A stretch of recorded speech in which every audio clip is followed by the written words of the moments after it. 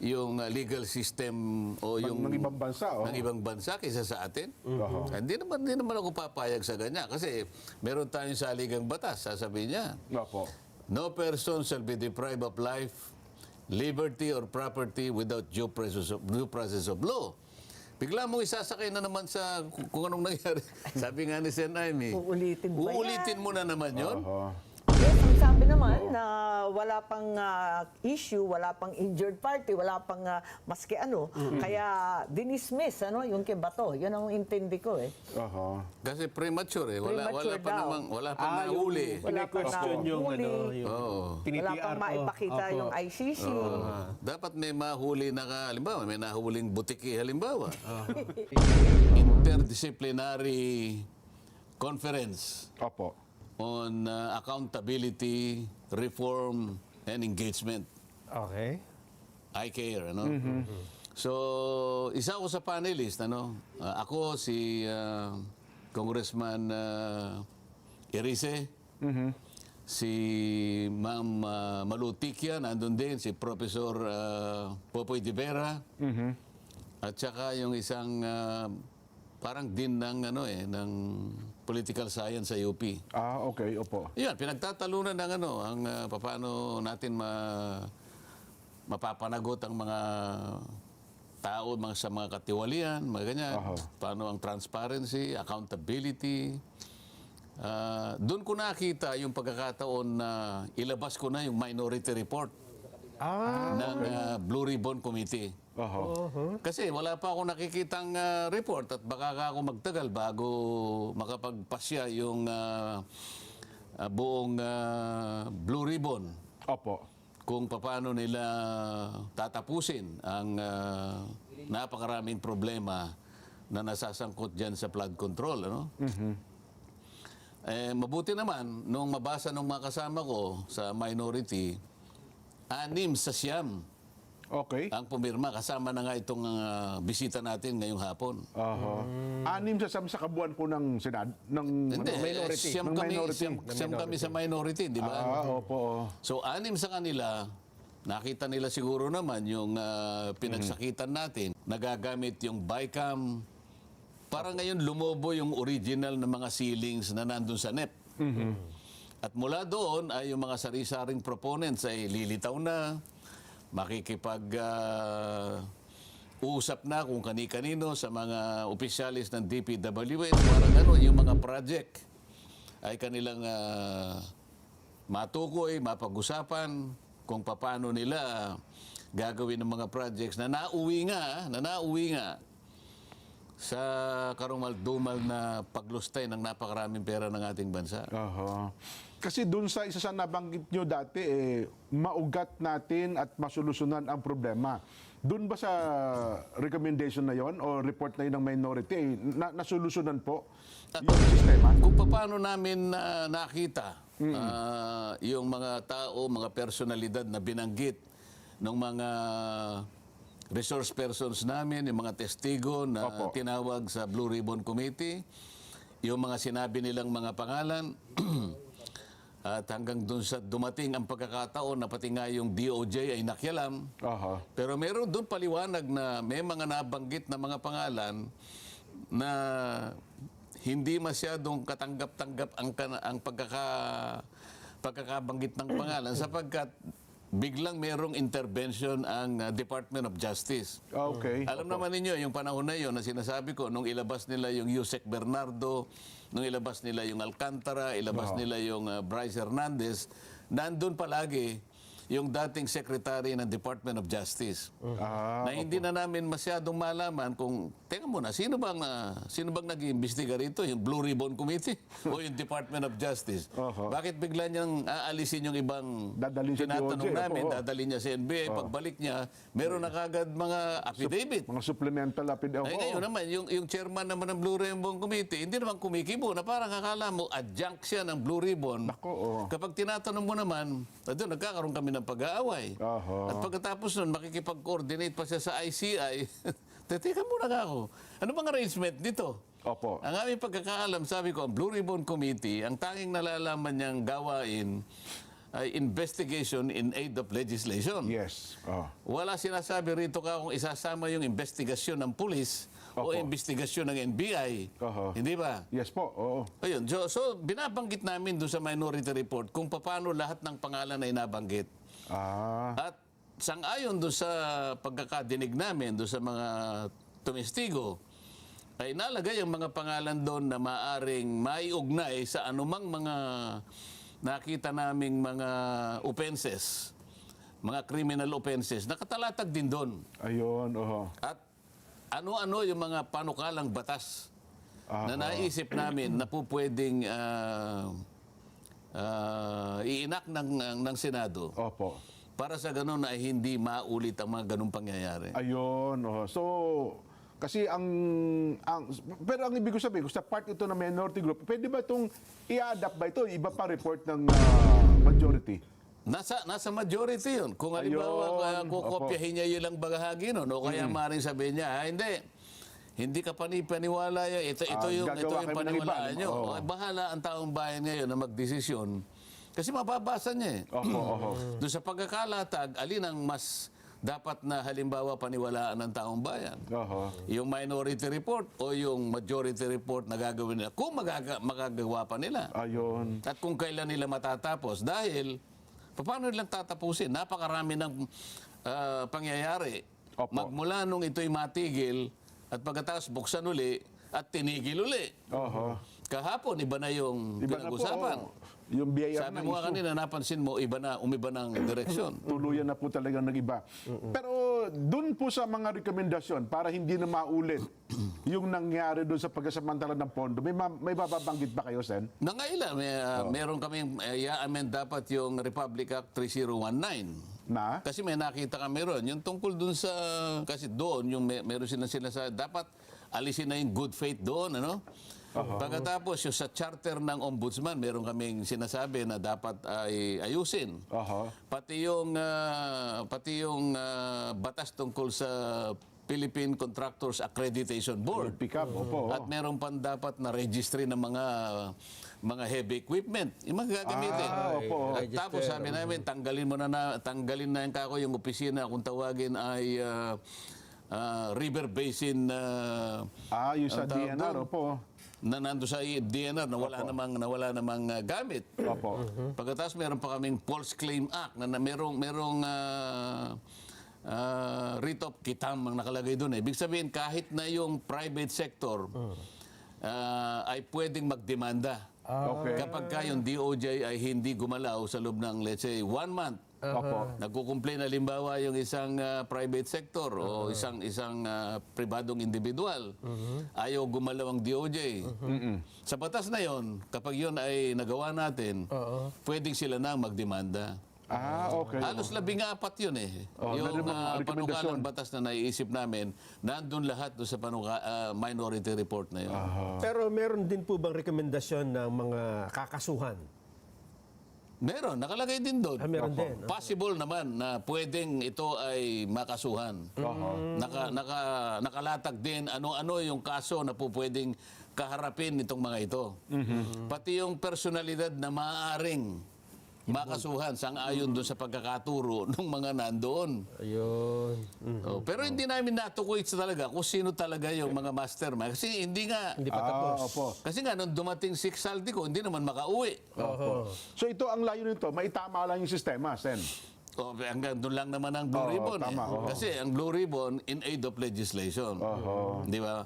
Makagawa kami ng panukalang batas na makatutulong para sa ganun, yung naimbestiga na mga ganong klaseng mga maanomalyang mga projects, maiwasan at hindi na maulit.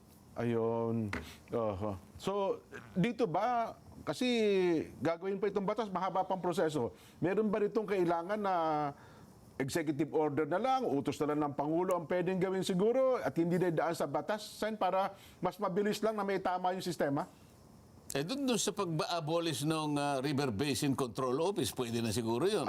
Okay, opo. So, dahil talagang wala namang ginagawa. Ang gawain noon, dapat i-connect niya, i-integrate niya yung 18 river basin ng ating bansa buong para sa Pilipinas. ganun maging effective yung paglalatag mo ng flood control. Oo.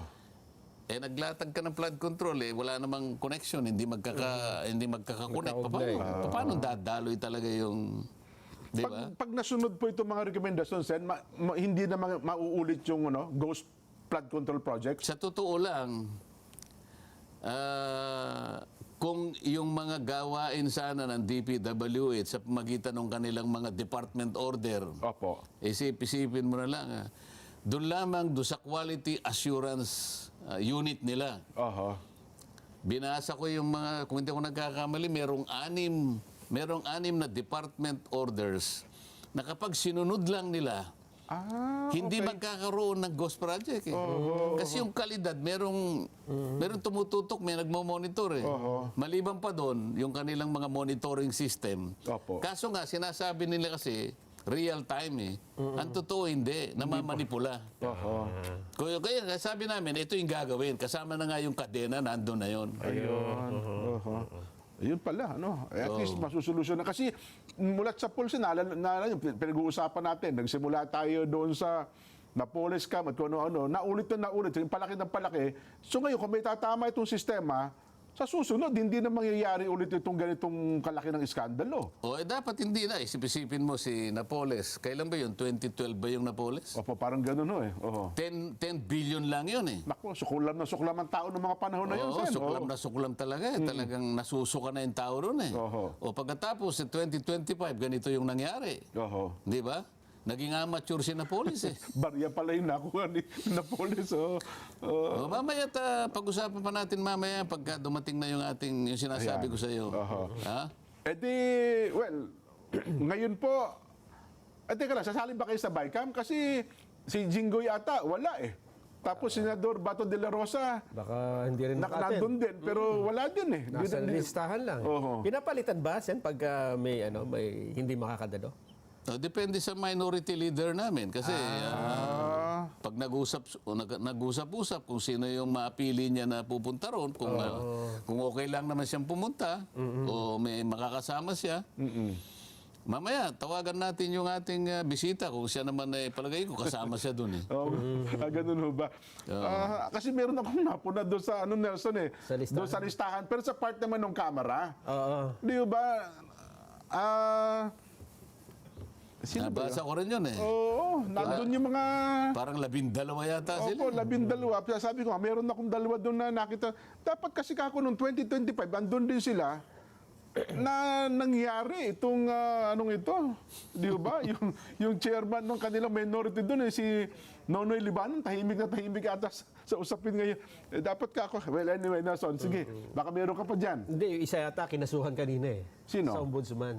Si Kong Momo. Romeo Momo. Hindi ko alam kung makaka-apekto yun dun sa kanyang role as member ng BICAM. Nako. Pero sabi ho pala, Sen, meron na raw malalaking isda na ipapahuli. Sabi nyo kasi noong nakaraan, sap-sap at saka dailies lang po yung nakita nun yung kinakasuhan. Baka malaking isda yung mahuli, baka bilasan Kasi nagtatagal di ba? Nako, ganun ho ba? Gusto ko yung mahuli mo, yung talagang sariwang-sariwa. Sariwang-sariwa na talagang malaki. malalaking isda. Yan naman di ba? Kamukha nung nagpunta ako ng Lawag, Opo. binisita natin yung mga ibang mga project na dapat nating makita ron. Nagpunta ako sa palengke ng Lawag, napakaraming isda na mga sariwa. Mga sariwa ho doon. Malalaki yan. Big fish. Hindi naman masyadong malaki kasi hindi ko naman hinahanap yung malaking isda doon. Ako nagpunta lang naman doon para makatikim ng mga isda ng Lawag. Umakyat ako sa 3rd floor nung palengke ng Lawag City. Nandun pala yung mga bagnet. May third floor yung palengke. At saka yung... Hindi, may third floor talaga. Mamaya, malalaman pa natin kung alam talaga nung ating bisita. Meron silang mga langgunisa. Iba yung vegan iba yung vegan. Iba yung vegan. Nako. Oo.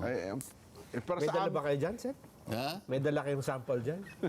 Kasi Wala ka para naman sa sinabi amin, kasi dinala para sa amin ni Nelson, chismis po yan.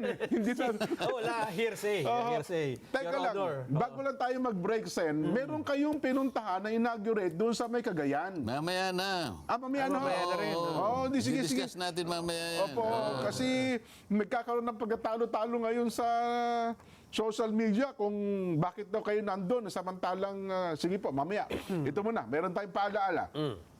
Bilang bahagi po ng inaugurasyon, pinangunahan ng Pangulong Ferdinand Bongbong Marcos Jr., kasama po sina PPA General Manager Jason Tiago at DOTR Acting Secretary Giovanni Lopez ang unveiling ng inauguration marker ng bagong Port Operation Building POB ng Banago Port.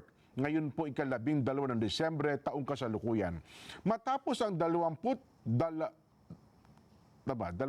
12 taon, 22, 22 years na tuloy-tuloy na operasyon, mas pinalawak na ang kapasidad ng pantalan at kaya na nitong tumanggap ng mga foreign vessel na may kargang bigas. Gayon din ang mga domestic vessel na may kargang asukal, semento, harina, bottled cargos at iba pang general cargo. Ayun, kayo ho ba'y maglalakbay sa pamamagitan ng mga sakyang pandagat, gaya ng barko, roro, ferry at iba pa?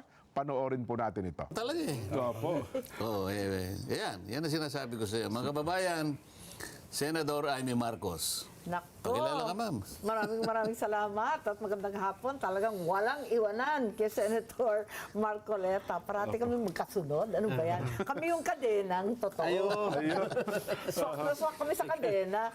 At magkasama kaming oposisyon. Ngayon, ayan na naman, magkasama na naman tayong minority. Mga kontrabida. Ganun ba yun? Pero tinatanong ni Jen kanina kung ako, ayoko na sumama sa BICAM. Ikaw na lang siguro. Ang sabi kasi, puro vice chairman lang daw. Walang gustong sumama. Ngayon, sabi ko, at least may kinatawan kahit isa yung minority. Vice chair ka naman. Ayun, kaya vice chair okay ka ako, na. wala nang choice. Si Bato, hindi na mahanap. Ayun na. Tapos, si Hinahanap Jinggoy. ba? Ewan, di ko alam. Sabi, alam daw kung saan eh. Nasa Oo nga, Pampanga daw nakita eh. na rin kung saan-saan eh. Opo. kung saan- Hindi, ako, napapirma ko doon sa minority report eh.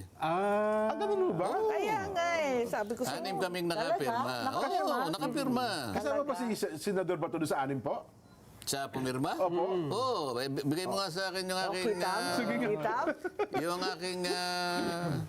ano yan? So, totoo pala na talagang alam kung saan. Cellphone. Oho. Mamaya, para ipakita ko yung, sige nga yung po, pirma sige. niya. Oo. Oo, lahat kami pumirma. Hindi nagtatago yun. Oo, andyan lang yan. Ay, hindi ko maintindihan. Bakit yung ICC warrant, kung talagang may ICC warrant, ba't hindi ilabas? Yun nga. Sabi na, andyan. Sabi naman ng isang kapatid, wala daw. Ano ba talaga? Oho. Nasa telepono daw. Sa telepono, gano'n na Hindi, naman. pero- Pareho ng Presidente Duterte. Parang issue pinakita dyan, lang ganyan. Kinakailangan na si Sen Aimee tatayo. Alam ko tatayo siya yan. Opo. Isang araw, siguro mga Lunes o Martes. Pagka pa naglabas ng warrant of arrest ang ICC, mandatory ba na isusurrender mo na ang isang opo. mamamayang Pilipino? Wag na yung senador, kahit na hindi senador. Kahit na tindera lang sa palengke. Bakit? Ibig mo sabihin na yung ICC mas mataas pa sa legal system ng ating bansa? Yun ang dapat nating mapag-usapan din sa Hindi Senado. po ma'am. pwede yun. Yung nangyari kay Presidente Duterte, hindi dapat maulit. Kasi labag talaga sa ating saligang batas. Wala nang tataas pa doon. Kahit international ek-ek pa yan. Mas mataas talaga yung ating konstitusyon at ang ating mga batas. Siyempre. Yung due process, syempre. At Pilipino yan eh. Kung Pilipino, syempre, kailangan dadalhin muna sa korteng Pilipino. Kung makakuha sila ng warrant of arrest, ayun. Pero kung wala pa, walang visa yun. Nasa korte natin na kilalanin o di kilalanin yung mga warrant na linalabas na galing sa labas. Tama-tama. Nung nakaraan, di ba, Nelson, natalakay natin, na naglabas na ng Ruling, ang Supreme ruling Court. ng Supreme Court tungkol sa bagay na ito. Di po ba, Superate? Yes, ang sabi naman na wala pang issue, wala pang injured party, wala pang maski ano. Kaya dinismiss yung kay Bato. Yun ang intindi ko eh. Oho. Kasi premature eh. Wala Premature pa daw. namang, wala pa nahuli. Wala pa Question yung nahuli. yung Oo. Wala tinitiar pang ko. maipakita Opo. yung ICC. Dapat may mahuli na halimbawa, may nahuling butiki halimbawa. Para meron ng kakasa ang Supreme Court. Kasi kung ako yung Chief Justice ng Supreme Court, Opo. teka muna. Aha. Bakit? Mas mataas ba yung legal system o yung ng ibang bansa, ng ibang bansa kaysa sa atin? Hindi naman ako papayag sa ganyan kasi meron tayong saligang batas, sasabihin niya. Opo. No person shall be deprived of life, liberty, or property without due process of law. Bigla mong isasakay na naman sa kung anong nangyari. Sabi nga ni Sen. Amy, Uulitin ba yan? uulitin mo na naman yun. Samantalang kung tutuntunin mo mismo, yung mismong provision ng Rome Statute, kung sino man, halimbawa talagang nakapag-issue na ng warrant of arrest, Opo. makikialam pa rin yung yung judicial authority ng domestic court kasi para masino mo kung talaga yung sinabina, yun ang taong yun. Ayun, At opo. kung halimbawa yung kanyang karapatan ay naproteksyonan.